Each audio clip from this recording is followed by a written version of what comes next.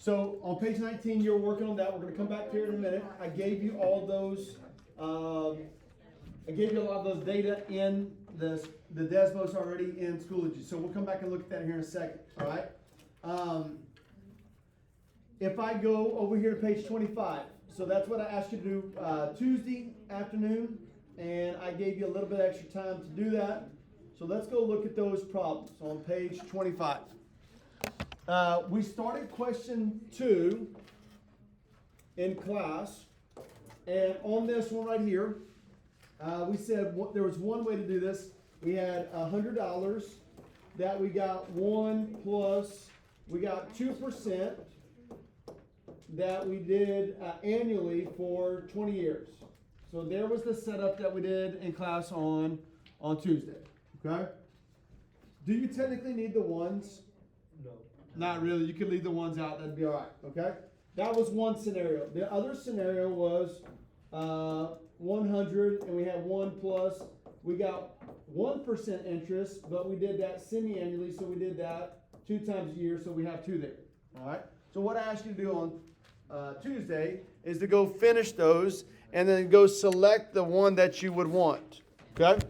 So help me out real quick. When we put this into the calculator, what answer did you come up with?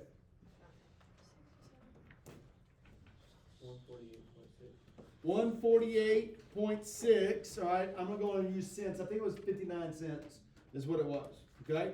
So since we're dealing with money, I'd probably round the 2 decimal places just because it's cents. Okay? So I wait for 20 years and it's worth $148.59. All right? How about the other one? How much was this one worth?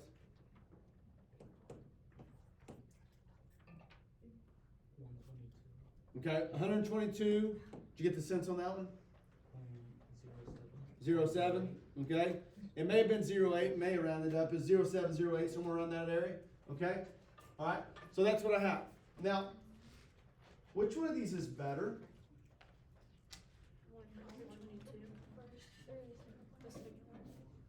The second one? What's going on here?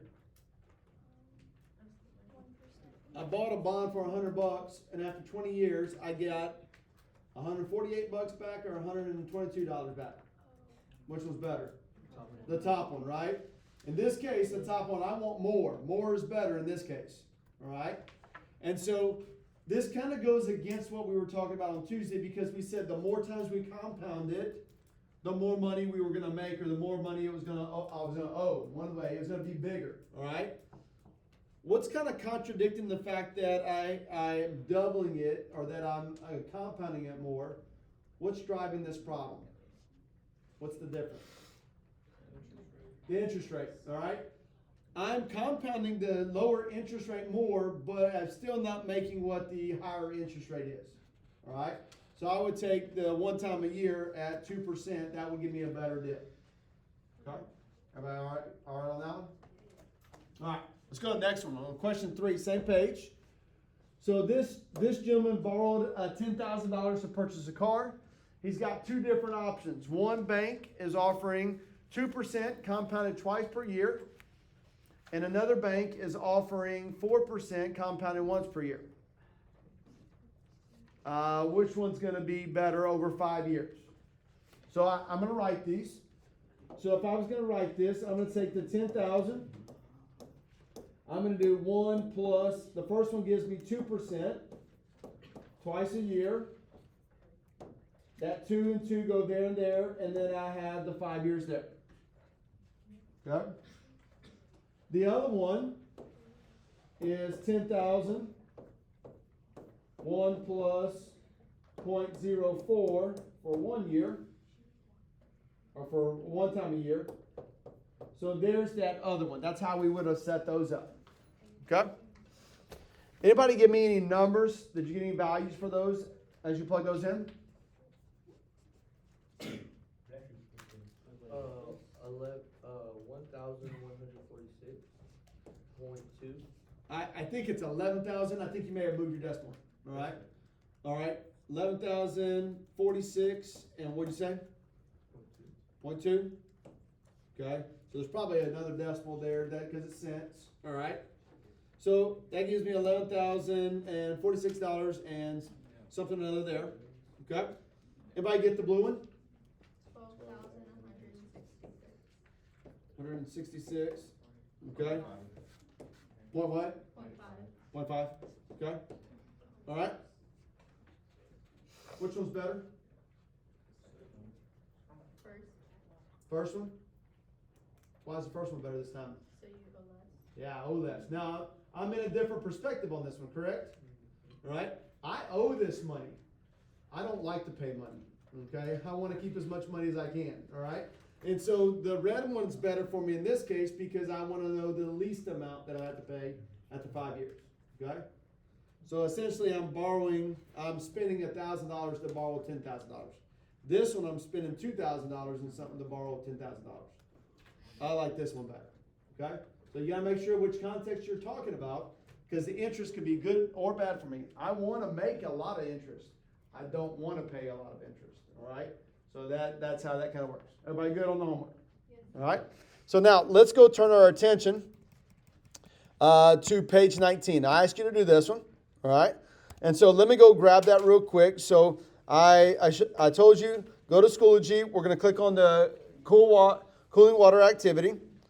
I'm going to take this out of there, and I'm going to put it in Desmos, and I have this here. Okay? So the first question asks this, all right? What model, let me find it. Analyze the scatter plot.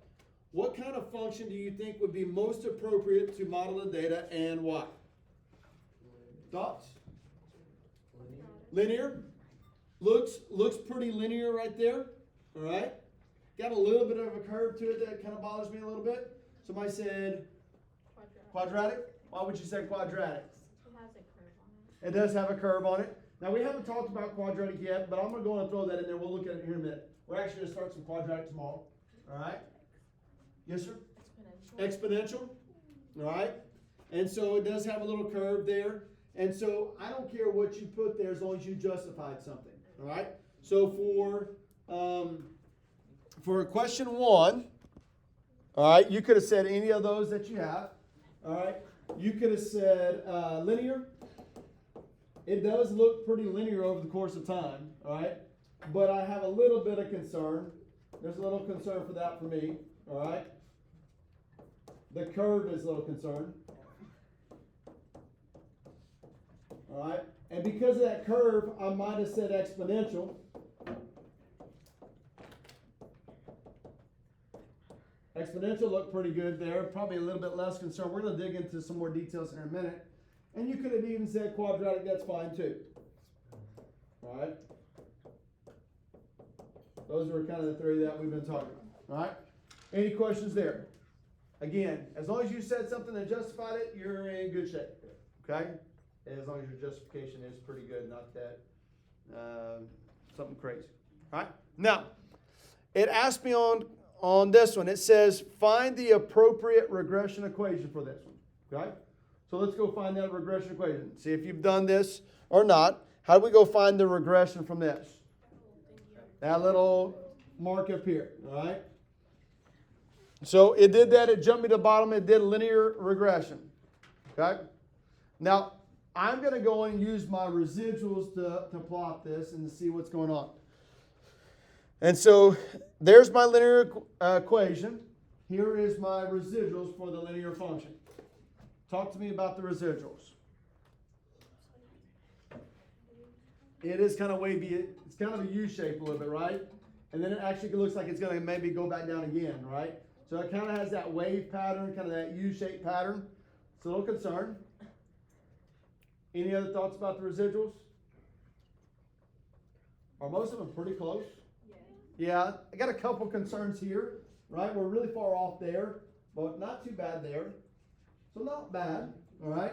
So I'm going to switch this. Let's go to exponential. So I'm going to change to exponential. So I'll go exponential. There's exponential.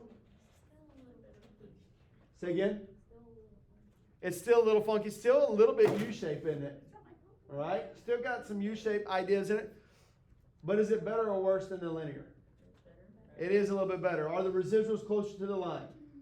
They are, even though there's still a little bit of a pattern in it That kind of bothers me a little bit. Quadratic. So quadratic was mentioned, so let's look at quadratic. So there's quadratic. Okay. Tell me about the residuals there. Then it does look a little bit better, right? Now, there's one thing that I probably wouldn't choose quadratic for in this model. All right. It does fit the data pretty good, doesn't it? But does it going to fit the potential data? All right.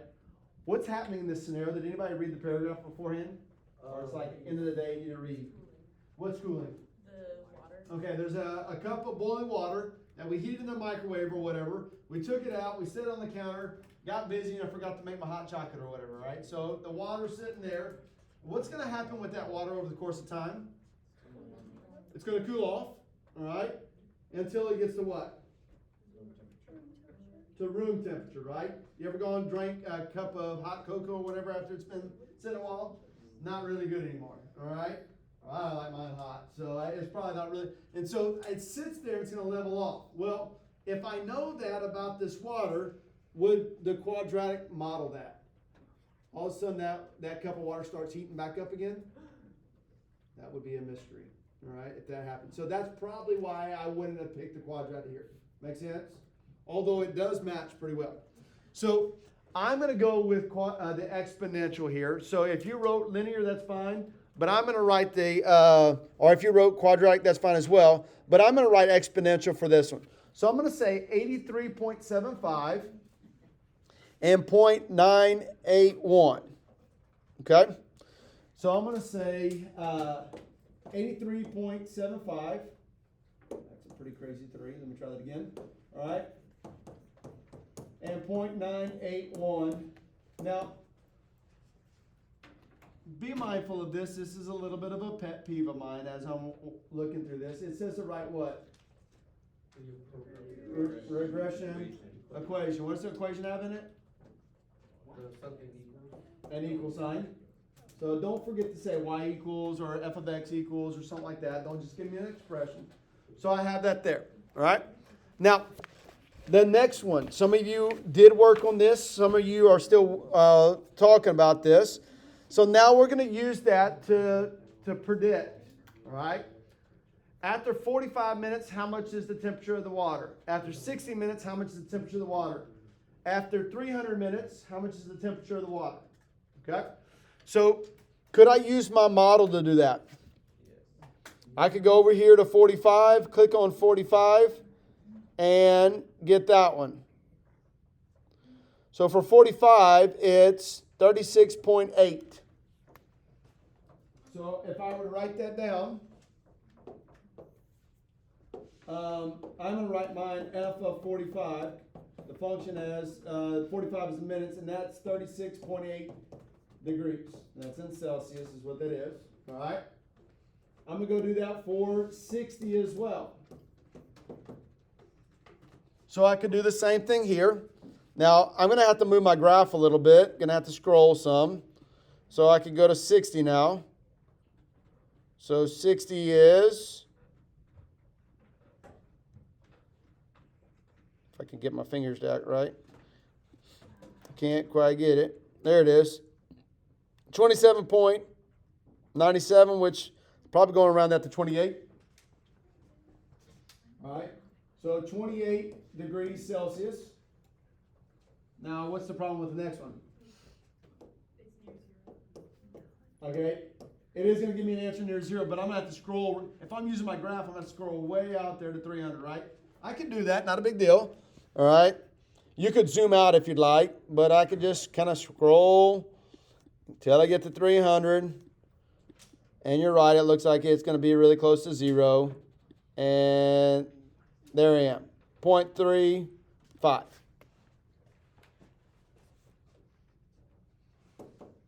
.35 degrees Celsius. By the way, what is that? What's 0 degrees Celsius? That's freezing, right? So my boiling cup of water is now freezing by leaving it out. So we have a little bit of concern here, right? Is my model 100% accurate here? That doesn't seem very good. What should it be after 3? By the way, what is 300 degrees or 300 minutes? It's like 5 hours. That's correct. All right. How did I get the 5 hours? Divide by 60. So 300 minutes divided by 60. So that's how many every hour. So I got 5 hours. So after I leave that there for 5 hours, it's going to do what we talked about a while ago. It's going to be room temperature. Unless your room is freezing, all right, then it's probably not going to be there. So this model doesn't seem like it works really well all the way through the end. Okay? How's another way of finding these same answers? We could plug in, that's correct. So I could go up here to plus sign, and I could go say, do me an expression, and I could go 83.75, and I could go parenthesis, and I could go 0.981, and I could go to the 45th power. So there would be an answer. And then I could erase the 45 and put 60. There would be my other one. Now, by the way, do these look the same answers? They're a little bit off, right? Why are they off? Rounding.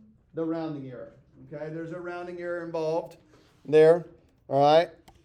And so, but I could do that. Sometimes that's actually faster than, especially if I'm doing multiple ones of them. Okay? Everybody good?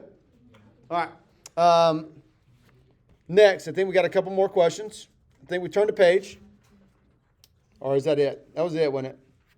Okay. All right, let's do this. Let's go to page 26. So turn your book. Let's go to page 26.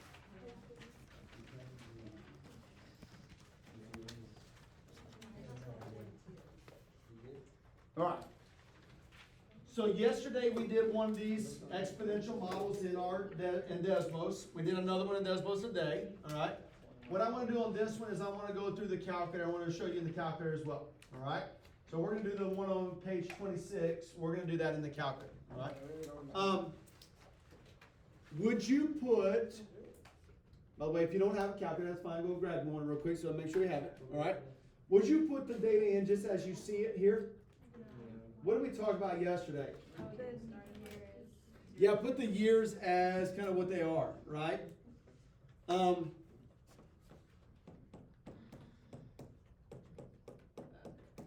This isn't exactly what we talked about yesterday, but does that kind of make sense maybe to do it that way? Yeah. I mean, I could use the first one as 0 if I like, and then go 1, 2, 3, 4. But this makes a lot of sense too. It makes it easy for me to plug in, but it's not going to be a little bit easier. All right. So grab your calculator. Let's go put this in. All right. So in our calculator, I'm going to clear mine because there's probably some stuff in there from last class. So I'm going to go to the home key. I'm going to go on. I'm going to go new, and I'm going to say no. I want to save that. All right. And where do I go to put my data into the table? Lists and spreadsheets. That's where I'm going to go to put it into the calculator. So lists and spreadsheets. Now, don't forget, there's one thing important about this. What do I need to do before I continue? With X and Y. Label them, X and Y. You can label them whatever you want, but X and Y is definitely the easier ways to do that. And I'm going to type these in. So I'm going to start with 10. By the way, do you have to use 10? No. Could you use 0 if you'd like to? Yeah. Sure, your number's going to be a little bit different than mine, but that's fine. Okay? But I'm going to use 10. So 10, 11, 12, 13.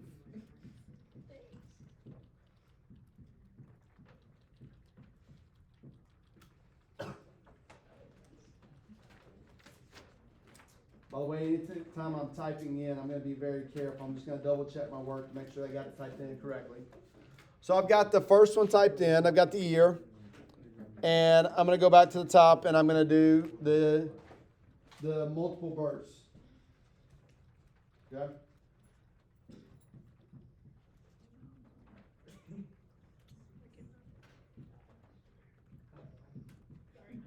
All right, make sure we're getting this in. The best way to prepare for this is to actually do this physically. Make sure you understand how to do this.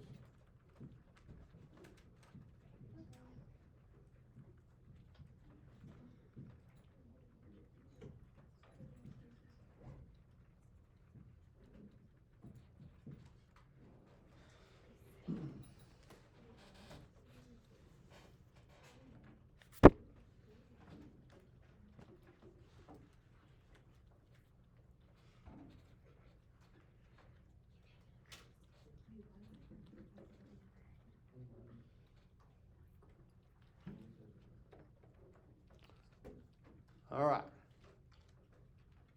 Anybody need a little bit more time to put them in? Good? Okay. Give you a little bit more time.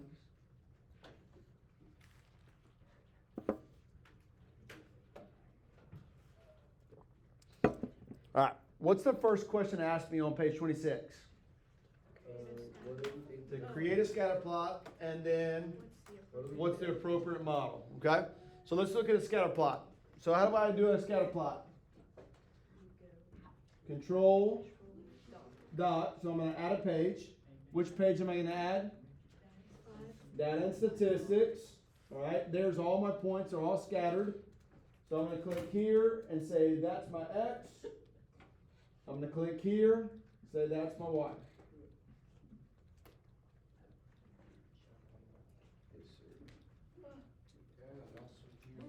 Okay. So I went control doc. So then I added data and statistics. And then I assigned my X's and I assigned my Y's. I know, but it made them. Did you switch your points?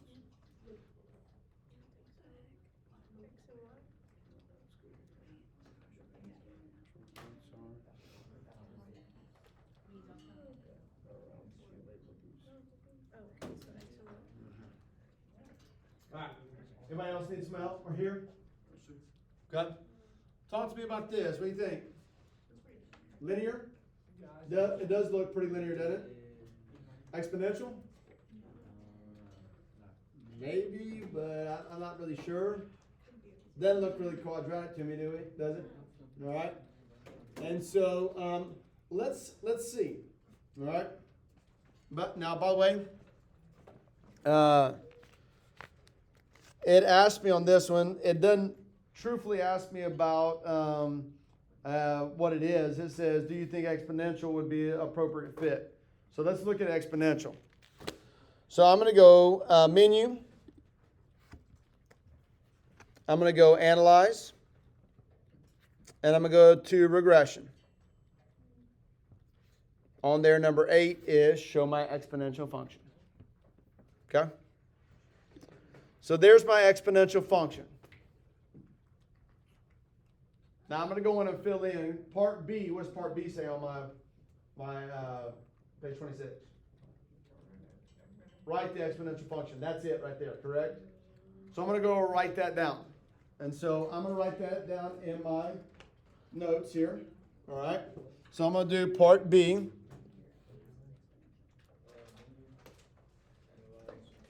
Part B is y equals 9866.9448 to the x.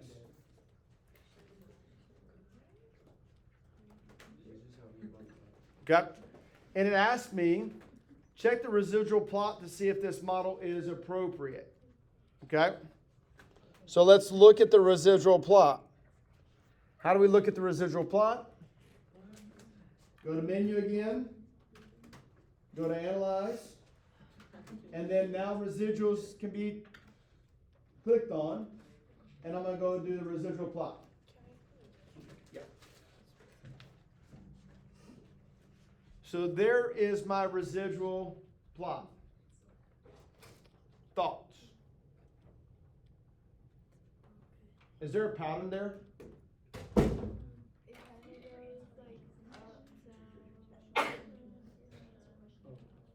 Yeah, I'm not even.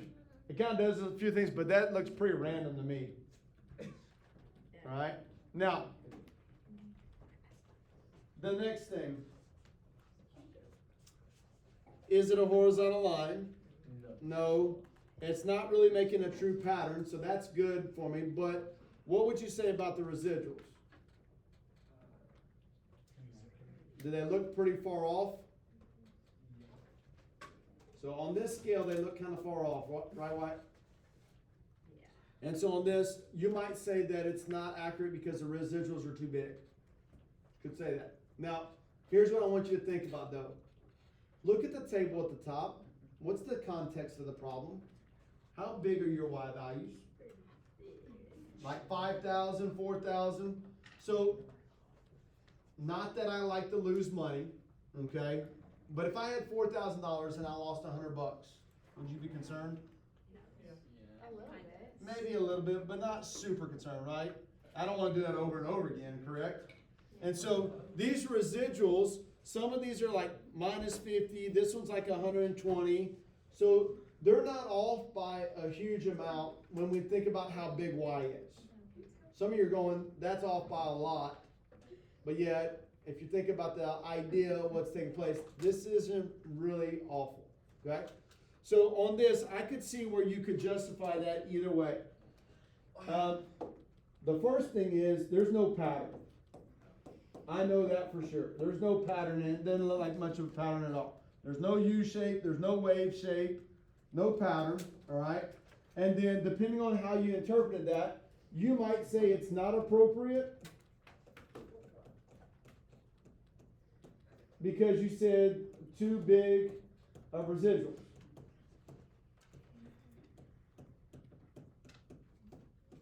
That would have been fine. If you said that, I could go with you on that. All right? You're justifying your answer. Or you might say, yes, it is appropriate. And you might say, the residuals are okay. Because you're looking at the context of the problem, and to be off that much at times is not that big of a deal. All right?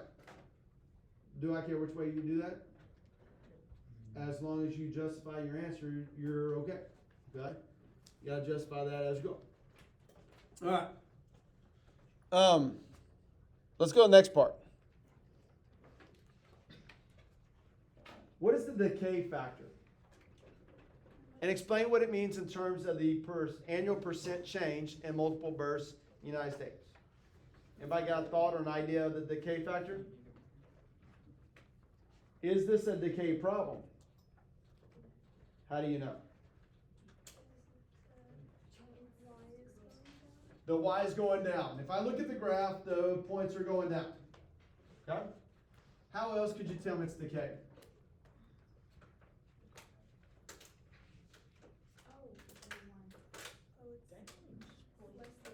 It's less than 1. The B value is less than 1. That is my decay factor. My B value is my growth factor or my decay factor. So my B value, my decay factor is the 0.9448. That is my decay factor. It is less than 1. Therefore, I know it's the decay problem. All right? Now, what does that number right there mean in terms of the annual percent change? That's what it's asking.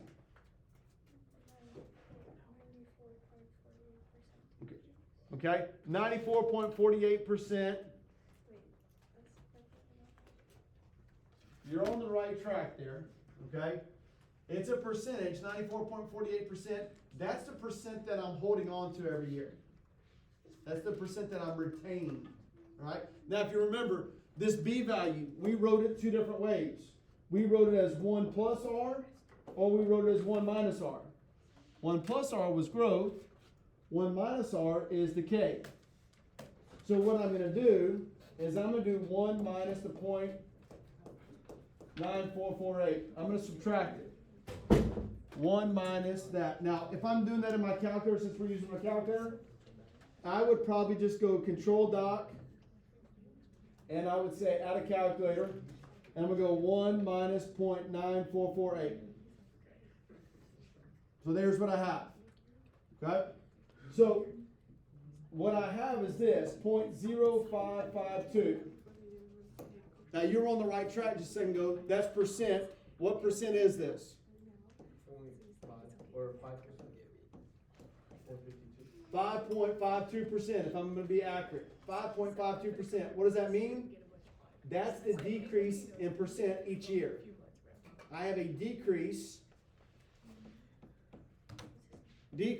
of 5.52% each year. Okay? Use your exponential regression. Use your problem to estimate the number of births that are going to be in 2025. That's this year. So, according to this model, how many bursts would multiple bursts would there be this year? What am I going to plug in?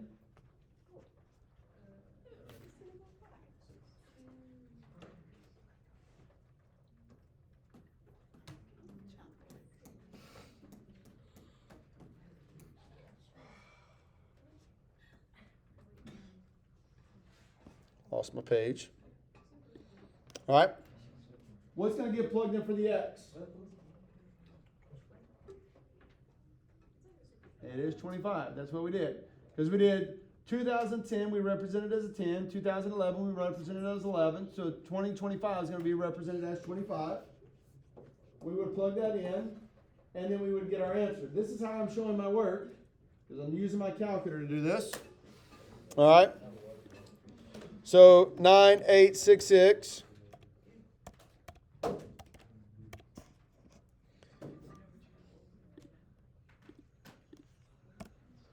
And so it looks like I have 2385. Am I going to write a decimal here? Probably not. Why? Because you can't have You can't have, decimal. decimal amount of bursts and stuff. So we're going to either have 2385 bursts or 2386 bursts. Round it up, all right? And so on this one, we might round it up. It's a model we're predicting. 2386. What we have there.